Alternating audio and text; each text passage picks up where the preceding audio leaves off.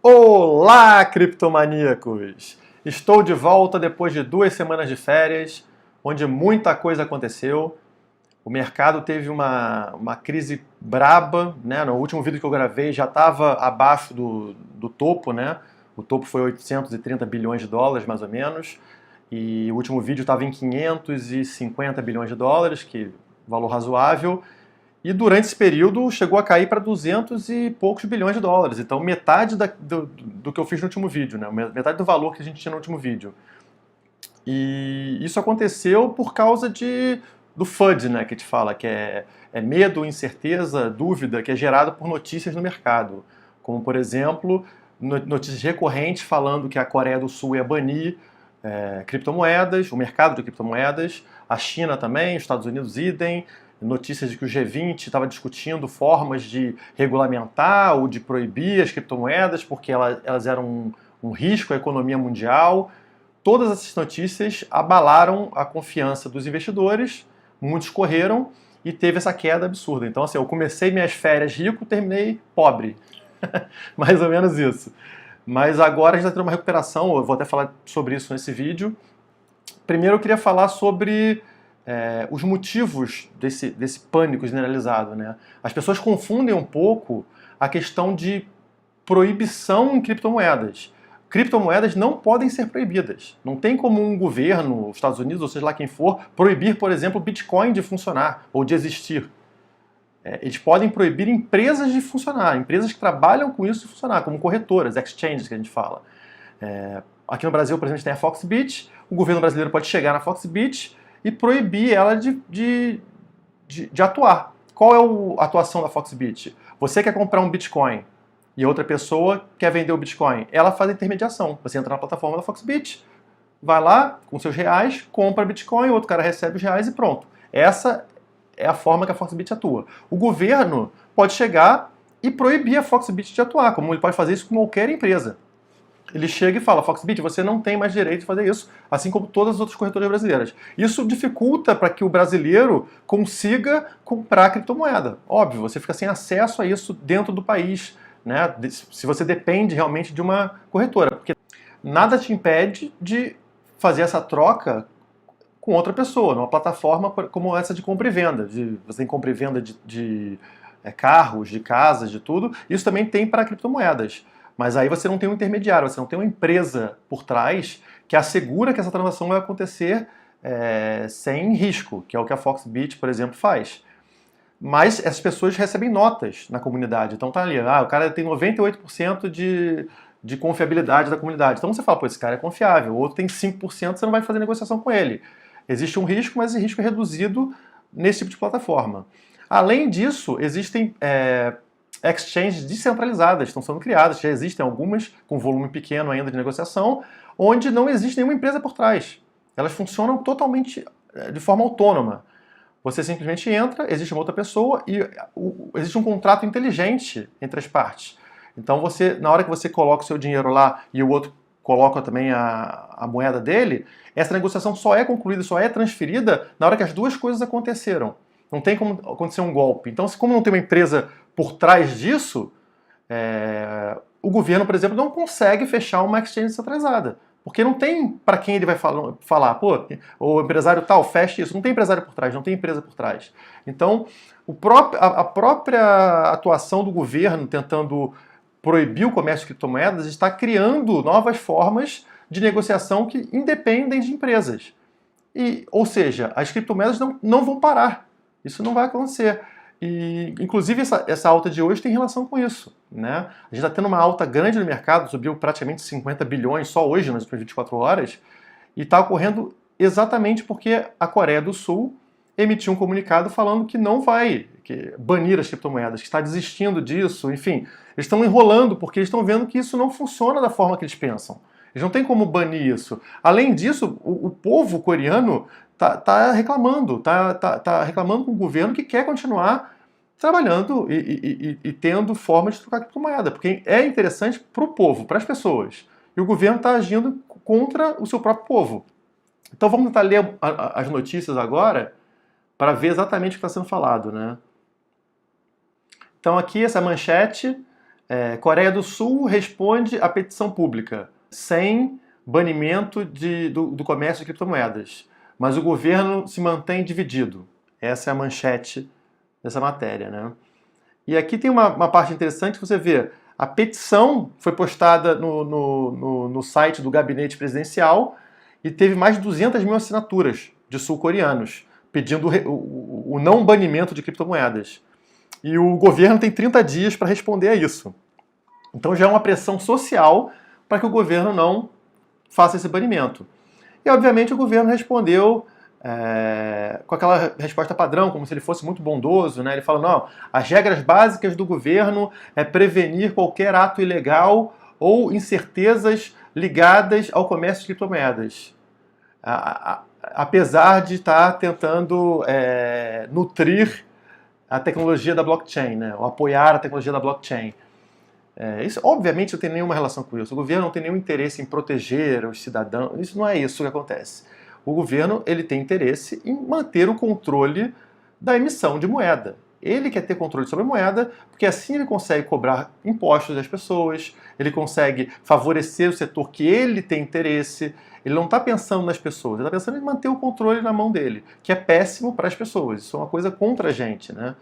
Então, na hora que a gente tenta fazer isso, o povo obviamente vai contra, é uma pressão, e eles acabam recuando. Até porque eles não conseguem, como eu falei, proibir criptomoedas. Apenas empresas no país que atuem nessas transações de criptomoedas. As pessoas podem continuar transacionando criptomoedas sem essas empresas, né? Seja com exchange centralizada, sejam em plataformas de compra e venda entre pessoas, ou as pessoas nem precisam trocar por dinheiro, elas podem simplesmente comprar coisas com Bitcoin sem transformar na moeda estatal.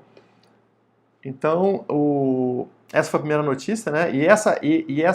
Esse recuo do governo sul-coreano é o que fez o mercado se recuperar tão fortemente no dia de hoje.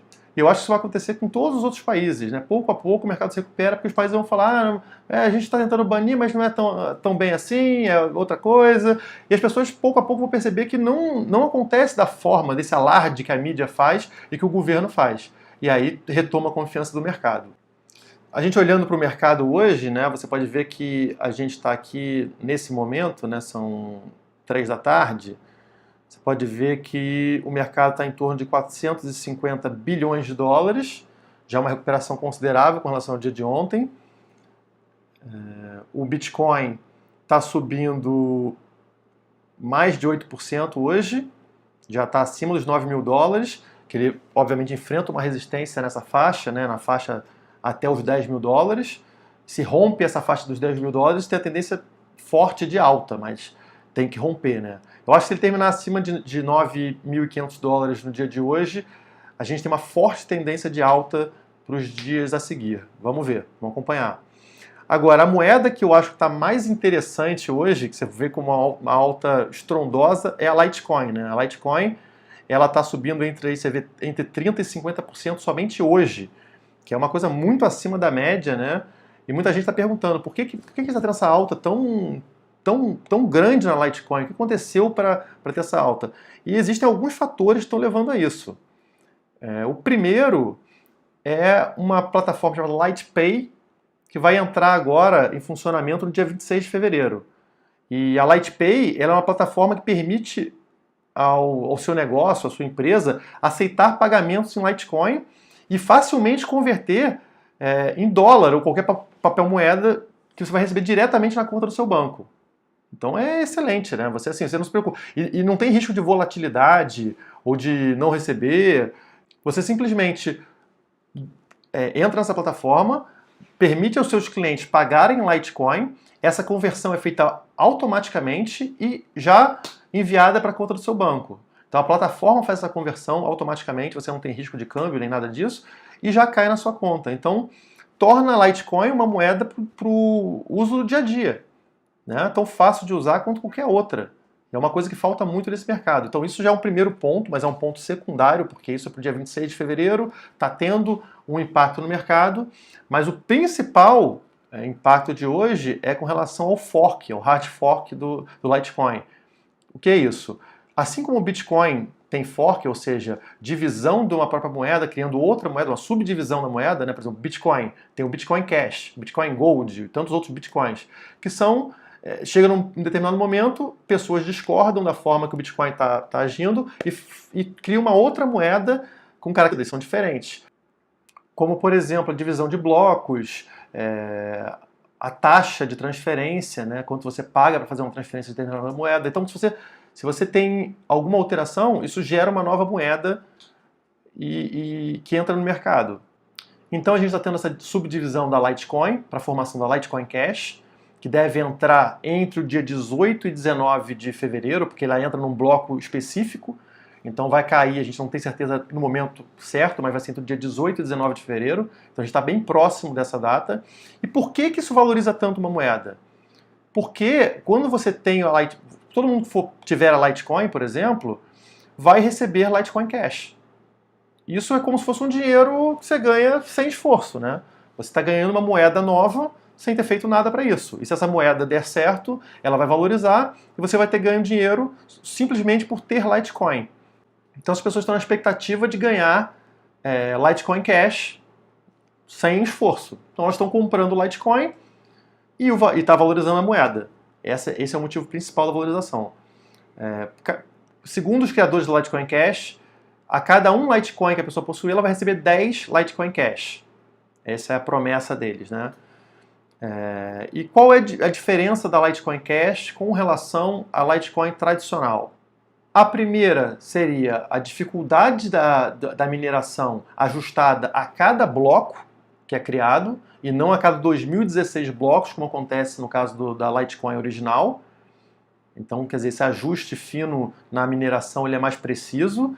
E as taxas de transação 90% inferiores à da moeda original. Então, assim, é muito mais barato para você fazer uma transação em Litecoin, para fazer uma transferência para alguém ou para uma exchange, enfim, sai muito mais barato para você. Então, essa é a promessa que eles estão fazendo com relação ao Litecoin Cash. Agora, é importante ressaltar que o criador da Litecoin original, né, o Charlie Lee, ele está falando que eles não têm nenhuma relação com essa Litecoin Cash, eles não acreditam nisso, eles acham que isso pode ser um golpe, assim como qualquer outro fork, ele entende que isso parece um golpe, e que as pessoas não deveriam acreditar nisso, não deveriam entrar nisso. Então, tome cuidado realmente, até porque para você conseguir esse Litecoin Cash, atualmente, você precisaria pegar a sua chave privada e enviar e colocar ela numa nova carteira específica de Litecoin Cash. E se isso for um golpe, essas pessoas podem ter acesso à sua chave privada e ter acesso às suas Litecoins e te roubar. Então, realmente é uma coisa perigosa. A minha sugestão é, não faça isso. Não coloque sua chave privada numa carteira de Litecoin Cash. Só faça essa transferência, só pegue essas novas moedas, caso alguma exchange dê suporte ao Litecoin Cash. Ou seja, por exemplo, se a Binance chegar e falar, não, pode colocar sua Litecoin aqui porque a gente vai dar suporte ao Litecoin Cash, então você vai receber seus 10 Litecoin Cash para cada Litecoin que você tiver aqui. Beleza. Se você confia nessa corretora, nessa exchange, transfira seus Litecoins para lá e espere a data, né, passar esse bloco, essa data, para que você tenha os seus Litecoin Cash. Agora, colocar numa carteira deles, pelo menos eu não recomendo fazer isso. Agora, se você me perguntar, eu devo comprar Litecoin agora, que já teve essa subida grande, eu acho, é uma opinião minha, que ele ainda deve subir bastante nas próximas semanas ou meses devido a essas notícias e plataformas que estão acontecendo. Claro, você tem que entrar com um stop loss ali, para caso tenha uma queda, né? Mas a minha recomendação seria, entra ali entre 0.02 e 0.022 bitcoins, né? Para falar em satoshi vai ficar muito grande esse número. Mas entre 0.02 e 0.022 bitcoins, e coloca um stop loss, ou seja, chegar nesse valor você automaticamente vende, né, para reduzir suas perdas, em 0.0165. Né, que eu acho que esse valor, pelo menos olhando pelo gráfico, né, se ele chegar nesse ponto, realmente a tendência é muito forte de queda. Então você sai fora antes de uma queda maior. E quais seriam as metas, né, o que a gente estaria tentando atingir? Eu acho que a primeira meta para venda seria ali na casa do 0.032 Bitcoin. Aí vende uma parte, recupera o que você investiu. E uma segunda meta lá na frente seria para 0.048 Bitcoin. Eu acho que, analisando o gráfico, esses são patamares que o Litecoin deve atingir futuramente. Então, pode ser uma boa entrar nesse momento. E é isso. Agora é torcer para o mercado continuar subindo, para o Bitcoin ficar acima dos 9.500 dólares, para os próximos dias também serem de alta e a gente recuperar. Eu acredito realmente que entre fevereiro e março a gente vai chegar novamente em valores bem altos do mercado, vai retornar aquele mercado forte que a gente teve lá no final do ano passado. Então é ter paciência, não vender com prejuízo, né? Faz seu hold aí, segura suas moedas, comprar na baixa, vender na alta, nunca o contrário. Então segure firme e até lá. E se você gostou desse vídeo, não se esqueça de se inscrever no canal aqui embaixo, dar o seu like e compartilhar nas suas redes sociais para ajudar o canal a crescer. Muito obrigado!